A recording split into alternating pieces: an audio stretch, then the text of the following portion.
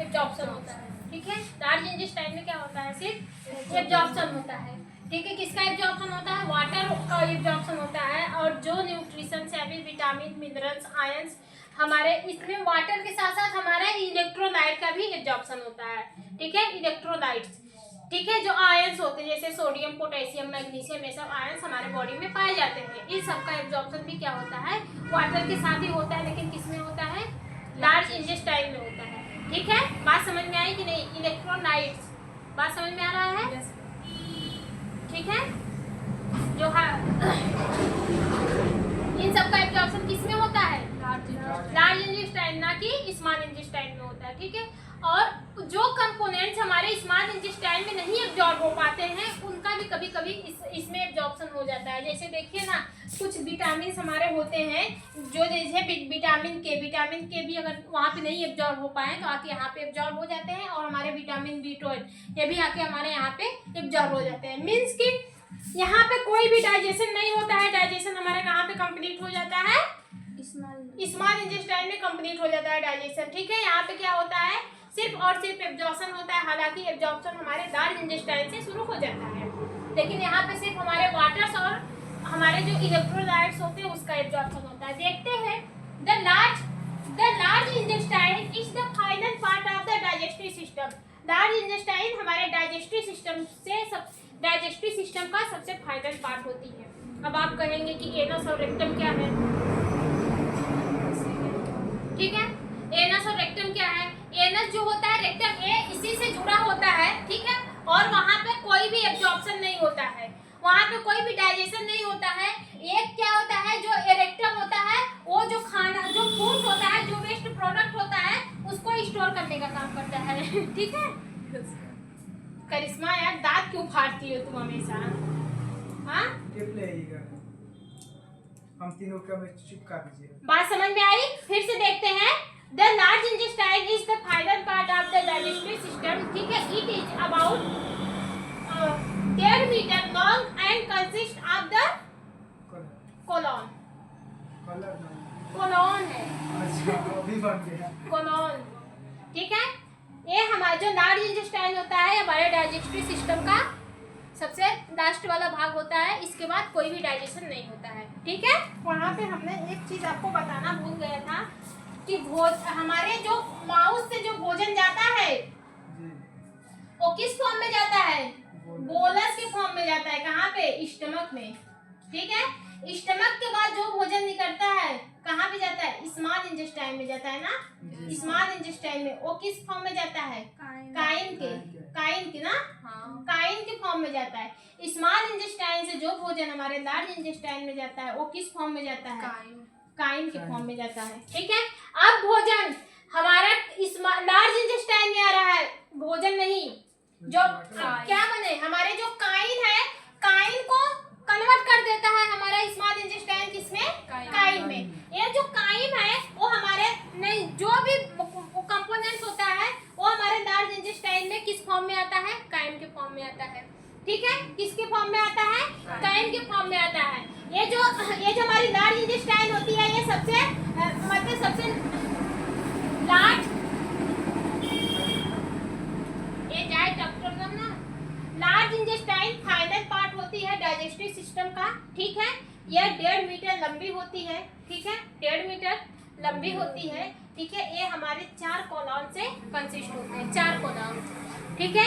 1 2 3 4 कितने कॉलम है, 4 कॉलम। जो ऊपर जाता है उसको किस नाम से जानते हैं, असेंडिंग, जो ऊपर जाता है। और देखेंगे कुछ ऐसे रहते हैं, ऐसे सीधा ऐसे, फिर असेंडिंग, ट्रांसवर्स, डिसेंडिंग। ऊपर जाने वाले को असेंडिंग, नीचे आने वाले को डिसेंडिंग। जो बीच का है ये हमारा क्या है, ट्रांसफर। देखो ये जो ऊपर जा रहा है, ये ऊपर वाला क्या है, ये हमारा असेंडिंग कोलन है। ये जो सीधा आपको दिख रहा है ये थोड़ा सा, ये क्या है, ये हमारा ट्रांसफर कोलन कहलाता है, ठीक है। ये वाला असेंडिंग कोलन है, ये जो ऐसा जा रहा है ये हमारे ट्रांसफर कोलन कहलाता है। और जो नीचे गिर रहा है ये नीचे वाले को क्या कहते हैं, डिसेंडिंग कोलन कहते हैं। और ये वाला पार्ट क्या कहलाता है, डिसेंडिंग से जो थोड़ा सा मुड़ा रहता है उसको क्या कहते हैं, सिग्मोइड कहते हैं, ठीक है। सिग्मोइड कोलन किस नाम से जानते हैं, सिग्मोइड कोलन के नाम से जानते हैं।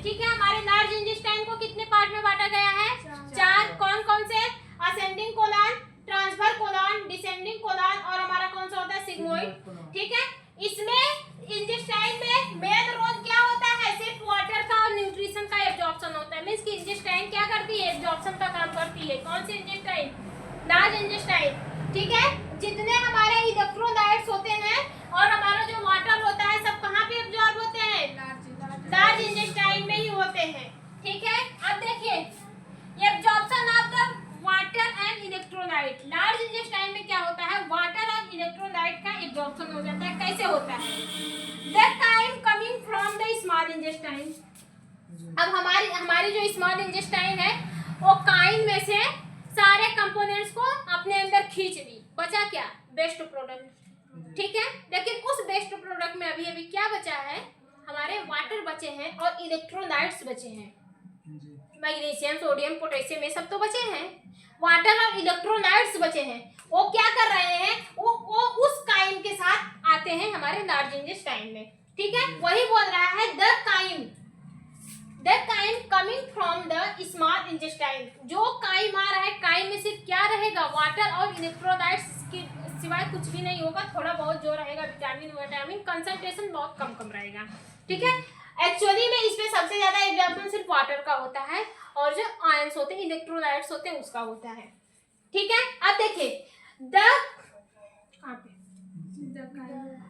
Crime coming from the small intestine is liquid, जो काइम होते हैं वो क्या होते हैं, स्मॉल इंटेस्टाइन में कमिंग होते हैं, किस फॉर्म में होते हैं, लिक्विड फॉर्म में होते हैं, ठीक है, एकदम पानीनुमा हो जाते हैं, ठीक है, वो लिक्विड फॉर्म में होते हैं, ठीक है। The large intestine absorb water, sodium, potassium and sometime vitamin के और विटामिन B12, कभी कभी ये कर लेती है विटामिन B और विटामिन के, ठीक है।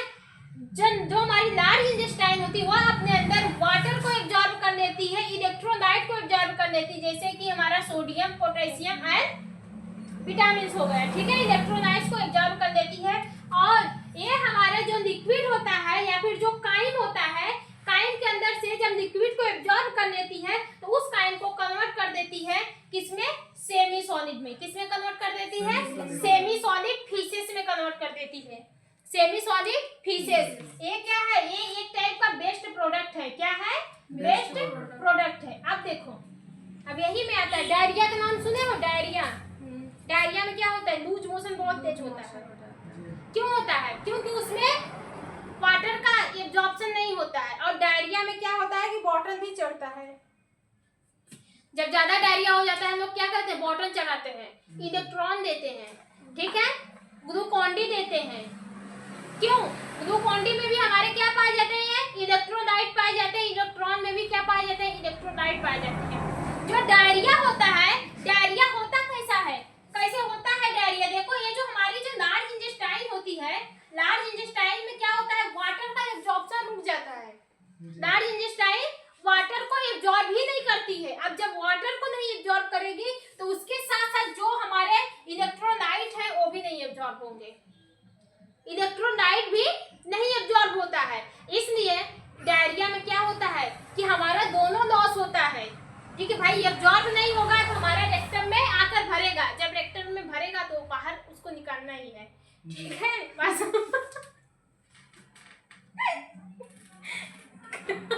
इसको बाहर भेजो, यहाँ से नहीं बाहर देखो उसको, तुम पीछे जाओ, पीछे जाओ, पीछे बैठो, वीडियो कट करो यार, 5 मिनट हवा देते, कब से बोल रहे हैं। डायरिया में कभी देखे हो बॉटल चढ़ती हुई किसी को,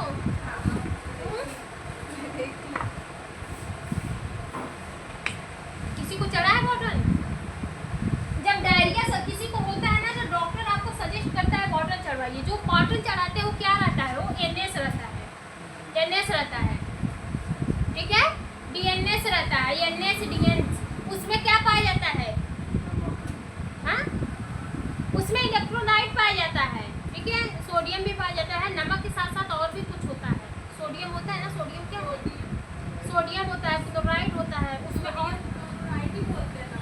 नमक को सोडियम क्लोराइड भी बोलते हैं। नमक का फुल फॉर्म क्या होता है, NaCl,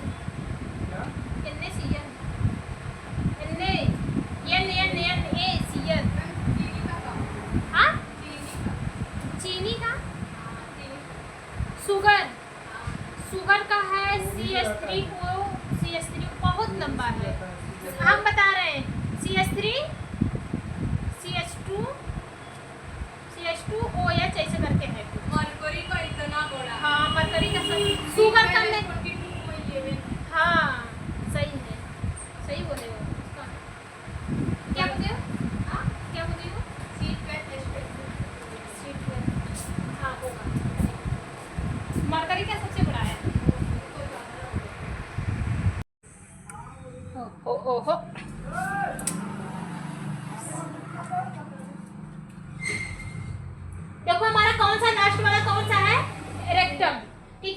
क्या होता है? The rectum is the final part of the large intestine. The rectum क्या होता है?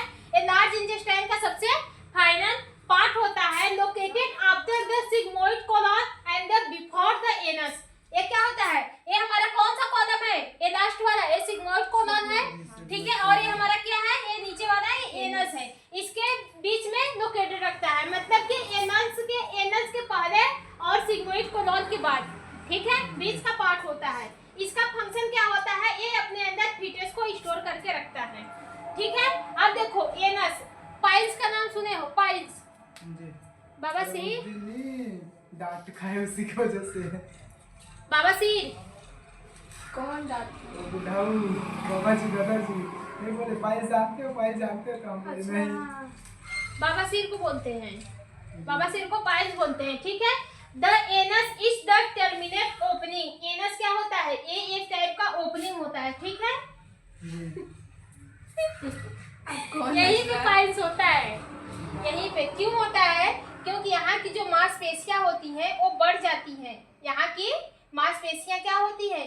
बढ़ जाती हैं और यहाँ पे इकट्ठा हो जाती है, जिससे फीटस को पास होने में दिक्कत होती है। पास होने में दिक्कत करता है, इसलिए डॉक्टर क्या करता है? ये एक टाइप का मांस ही होता है जो अपने अंदर क्या कर लेता है? सेल डिवीजन कर लेता है। वहाँ की मांस बड़ी हो जाती है, फिर डॉक्टर इसी मांस को काट के निकाल देता है। तो वही जो बाबा सिर का ऑपरेशन होता है वही होता है, ठीक है। बात समझ में आई? करिश्मा हाँ साइलेंट।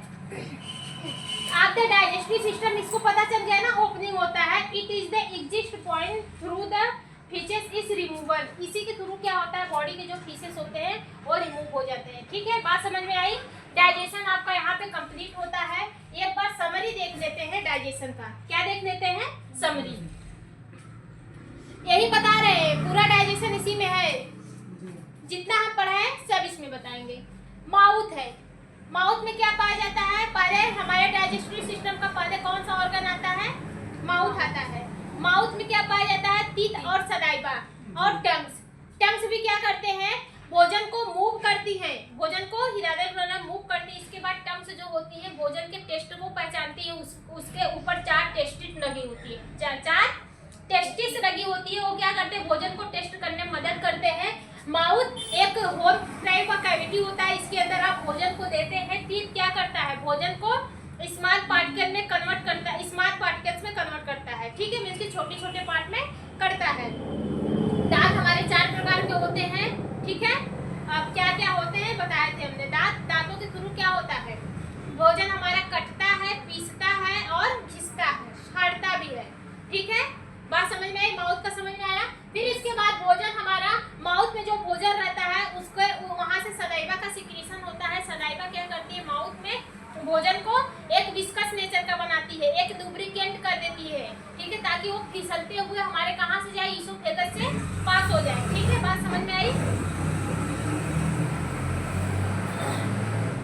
यहाँ पे देखो, जब भोजन आप माउथ में लेते हैं तो वो भोजन रहता है, लेकिन वो माउथ से जैसे ही भोजन हमारा ईसोफेगस में पास होता है वो किस रूप में हो जाता है? बोलस के रूप में हो जाता है, ठीक है। किसके रूप में हो जाता है?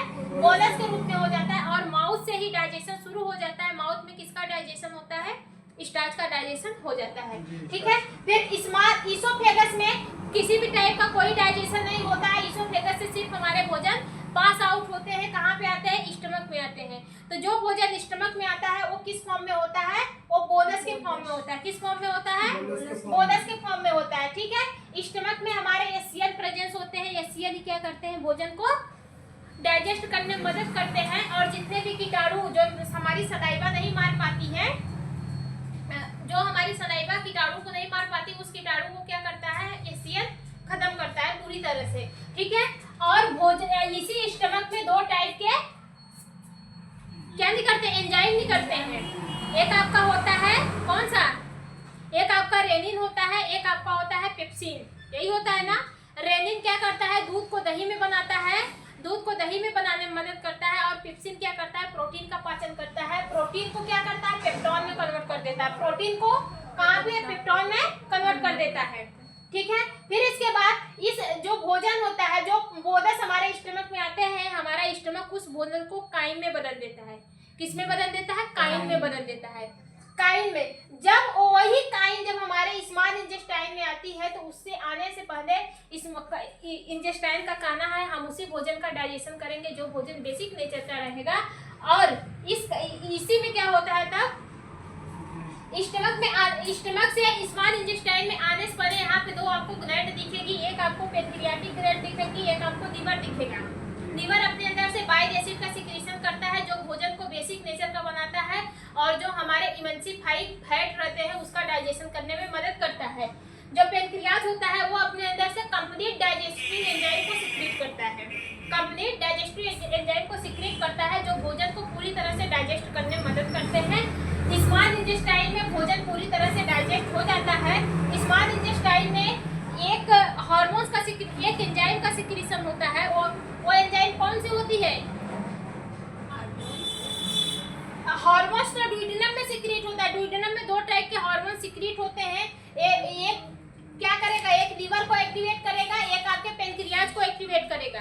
ठीक है, एक हार्मोन्स लीवर को एक्टिवेट करता है, एक हार्मोन्स पैंक्रियाज को एक्टिवेट करता है। फिर ये भोजन हमारे कहाँ पे जाते हैं? स्मॉल इंटेस्टाइन में। स्मॉल इंटेस्टाइन की जो लास्ट वाला पार्ट ईडियम होता है वहां से भी एक एंजाइम का सिक्रीशन होता है। वो एंजाइम क्या करती है यहाँ पे जो एंजाइम है वो एक भोजन को क्या करती है? पेप्टोन में कन्वर्ट कर देती है ना। फिर वो भोजन हमारा जब इसमें आता है तो वो हमारा किस में कन्वर्ट हो जाता है? पेप्टोन में कैसे कन्वर्ट होगा? प्रोटीन। तो यहाँ से जो एंजाइम निकलती है वो प्रोटीन को कन्वर्ट कर देती है अमीनो एसिड में। प्रोटीन को किस में कन्वर्ट कर देती है? अमीनो एसिड में कन्वर्ट कर देती है। और ये प्रोसेस कहाँ पे होती है? ड्यूडेनम में होती है। प्रोटीन हमारा अमीनो एसिड में कहाँ कन्वर्ट होता है? ड्यूडेनम में होता है। और ये हमारा आता है कौन सा? ड्यूडेनम में और इलियम में आके भोजन का एब्जॉर्प्शन हो जाता है। बचता क्या है? वेस्ट प्रोडक्ट बचता है, उसके साथ हमारे इलेक्ट्रोलाइट्स बचते हैं और वाटर बचते हैं। वाटर फिर ये वाला जो जैसे ही देखो स्मॉल इंटेस्टाइन से जो खाना निकलता है, जो भोजन निकलता है वो किस फॉर्म में हो जाता है? काइम फॉर्म में हो जाता है। ठीक है, काइम मीन्स कि उसके बाद वो सेमी लिक्विड हो जाता है, एकदम लिक्विड फॉर्म में रहता है, उसके अंदर सिर्फ वाटर पाया जाता है। तो लार्ज इंटेस्टाइन चार टाइप की होती है। एक आपका होता है असेंडिंग, एक होता है ट्रांसफर कॉलम, एक आपका कौन सा होता है? डिसेंडिंग कॉलम, और एक आपका होता है सेगमेंट कॉलम। ठीक है, यहाँ पे क्या होता है? वाटर और इलेक्ट्रोलाइट का फॉर्मेशन होता है, एब्जॉर्प्शन होता है। यहीं पे आपको एक ऑर्गन देखने को मिलेगा। ठीक है, जिस ऑर्गन को हम लोग अपेंडिक्स के नाम से जानते हैं। अगर ये बड़ा हो जाता है तो ये बॉडी में प्रॉब्लम भी क्रिएट करता है। ये अवशोषी ऑर्गन होता है। ये पहले से ही रहता है, ये बॉडी में पहले से ही रहता है। यही ऑर्गन जानवर में अभी तक काम करता है, इंसानों में नहीं करता है। क्योंकि पहले के इंसान जो थे कि घास भूसा खाते थे, घास ओस खाते थे, तो उसको डाइजेस्ट करने के लिए ये अंग था। लेकिन अब इंसान नहीं खाते हैं घास भूसा, तो ये क्या है? ये अवशोषी अंग है। मीन्स कि एकदम वैसे बॉडी में ही पड़ा रहता है, इसका कोई भी यूज नहीं होता। लेकिन जब इसकी साइज बढ़ जाती है तब जाके ये क्या है? एक बीमारी का रूप ले लेता है, जिसको हम लोग किस नाम से जानते हैं? अपेंडिक्स के नाम से जानते हैं। तो इस ऑर्गन को काट के निकाल दिया जाता है। ठीक है, बात समझ में आई? यही जानवरों में बड़ा होता है। क्यों? क्योंकि जानवर क्या करते हैं? घास भूसा खाते रहते हैं और वो अपने अंदर से भोजन को डाइजेस्ट करते रहते हैं। ये अभी उसमें काम करता है लेकिन ह्यूमन बॉडी में काम नहीं करता है। ठीक है, बात समझ में आई? फिर इसके बाद भोजन कहाँ पे जाता है? हमारे रेक्टम में जाता है। रेक्टम में स्टोर रहता है। इसके बाद एनस के थ्रू बॉडी से बाहर निकल जाता है डाइजेशन